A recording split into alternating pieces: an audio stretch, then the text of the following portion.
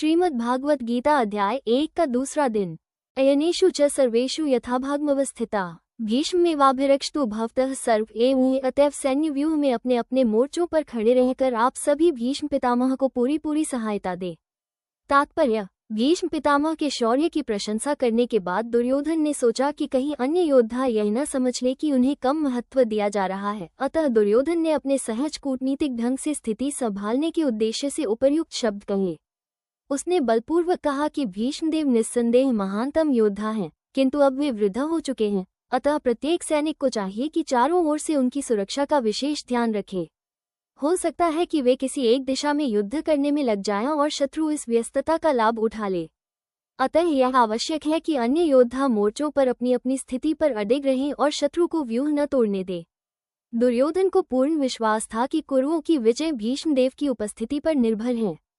उसे युद्ध में भीष्मदेव तथा द्रोणाचार्य के पूर्ण सहयोग की आशा थी, क्योंकि वो अच्छी तरह जानता था कि इन दोनों ने उस समय एक शब्द भी नहीं कहा था जब अर्जुन की पत्नी द्रौपदी को असहायावस्था में भरी सभा में नग्न किया जा रहा था और जब उसने उनसे न्याय की भीख मांगी थी। ये जानते हुए भी कि इन दोनों सेनापतियों के मन में पांडवों के लिए स्नेह था, दुर्योधन को आशा थी कि वे इस स्नेह को उसी तरह त्याग देंगे जिस तरह उन्होंने द्यूत क्रीड़ा के अवसर पर किया था।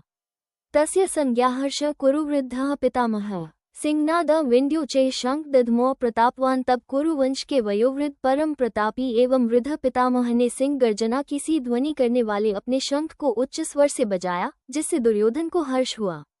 कुरुवंश के वयोवृद्ध पितामह अपने पुत्र दुर्योधन का मनोभाव जान गए और उनके प्रति स्वाभाविक स्वभाव का अभाव था। उन्होंने उन्हें अत्यंत उच्च स्वर से अपना शंख देने की वकालत की, जो उनके सिंह की समान स्थिति के संकाय थे।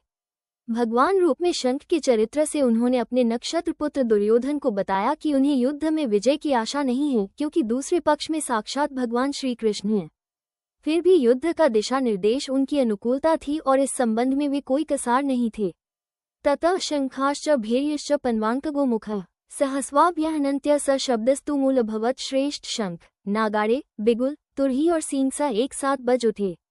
वो संवेद स्वर अत्यंत कोलाहलपूर्ण था। ततः श्वेतर्हैर्युक्ते महती स्यन्ने स्थित माधवः पांडवश्च दिव्यो शंखो प्रद्धमतु। दूसरी ओर श्वेत अर्जुन घोड़ों द्वारा खींचे गए विशाल रथों पर असीन कृष्ण और ने अपने अपने दिव्य शंख की जगह ले ली। भीष्मदेव द्वारा बजाए गए शंख की तुलना में कृष्ण और अर्जुन के शंखों को दिव्य कहा गया है। दिव्य शंखों के नाद से यह सूचना मिल रही थी कि दूसरे पक्ष की विजय की कोई आशा नहीं थी, क्योंकि कृष्ण पांडवों के पक्ष में थे। जयस्तु पांडुपुत्राना येषा पक्षे जनार्दन। जय सदा पांडुपुत्र जैसों की है, क्योंकि भगवान कृष्ण उनके साथ हैं। और जहाँ जहाँ भगवान भगवान हैं, वहीं लक्ष्मी भी निवास करती हैं, क्योंकि वे अपने पति के बिना नहीं रह सकते।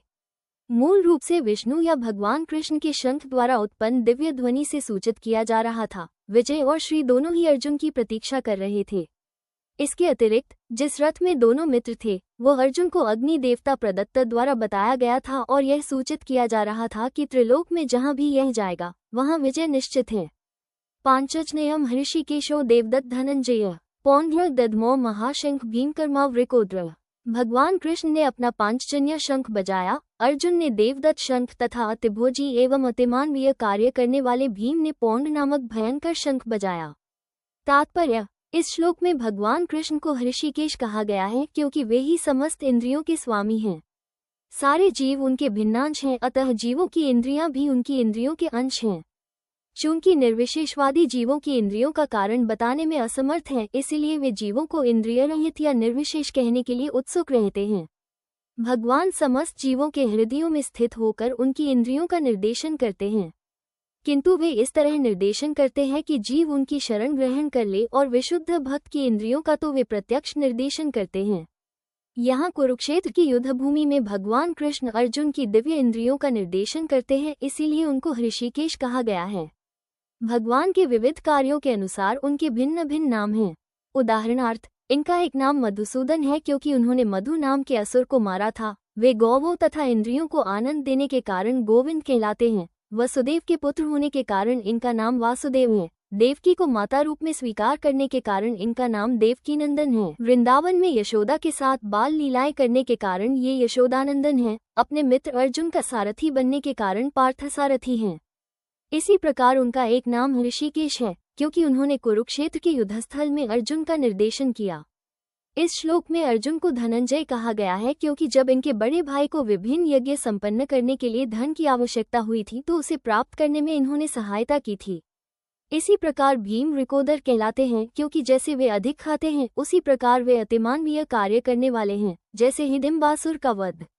अतः पांडवों के पक्ष में श्री कृष्ण इत्यादि विभिन्न व्यक्तियों द्वारा विशेष प्रकार के शंखों का बजाया जाना युद्ध करने वाले सैनिकों के लिए अत्यंत प्रेरणाप्रद था। विपक्ष में ऐसा कुछ न था, न तो परम निदेशक भगवान कृष्ण थे, न ही भाग्य की देवी श्री थी। अतः युद्ध में उनकी पराजय पूर्व निश्चित थी। शंखों की ध्वनि मानो यही संदेश दे रही थी।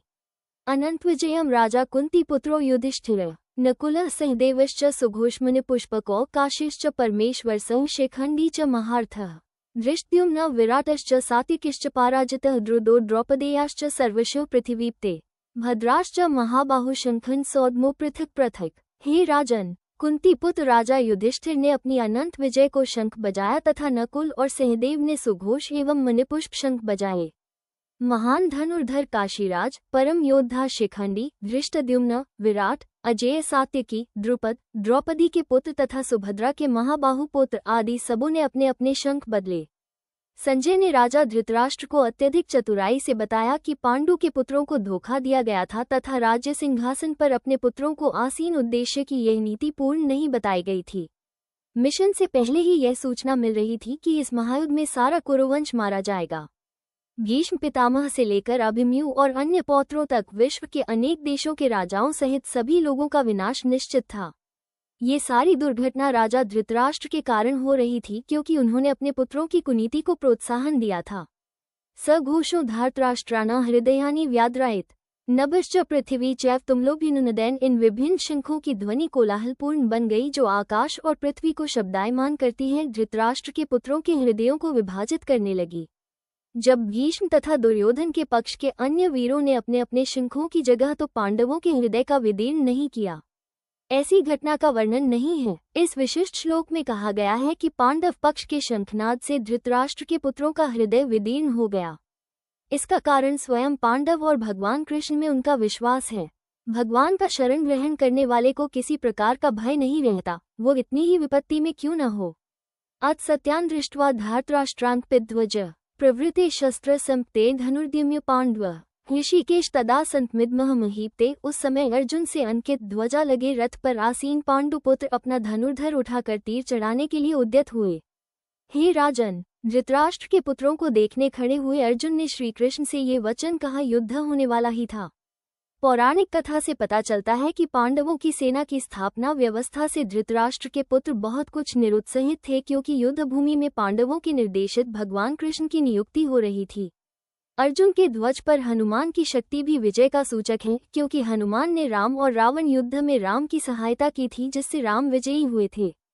इस समय अर्जुन की सहायता के लिए उनके रथ पर राम और हनुमान दोनों उपस्थित थे। भगवान कृष्ण साक्षात राम हैं और जहाँ भी राम रहते हैं वहाँ उनके नित्य सेवक हनुमान होते हैं और उनकी नित्य संगिनी वैभव की देवी सीता विराजमान रहती हैं। मूलतः अर्जुन के लिए किसी भी शत्रु से भय का कोई कारण नहीं था। इससे भी अधिक इंद्रियों के स्वामी कृष्ण निर्देश देने के लिए साक्षात उपस्थित थे। इस प्रकार अर्जुन को युद्ध करने के मामले में सारा सत्परामर्श प्राप्त हुआ था। ऐसी स्थिर स्थिति में भगवान ने अपने शाश्वत भक्त के लिए जो व्यवस्था बनाई थी उसमें निश्चित विजय के लक्षण स्पष्ट थे। आगे और भी सार सुनने के लिए फॉलो करें। वहाँ उनके नित्य सेवक हनुमान होते हैं और उनकी नित्य संगिनी वैभव की देवी सीता विराजमान रहती हैं। मूलतः अर्जुन के लिए किसी भी शत्रु से भय का कोई कारण नहीं था। इससे भी अधिक इंद्रियों के स्वामी कृष्ण निर्देश देने के लिए साक्षात उपस्थित थे।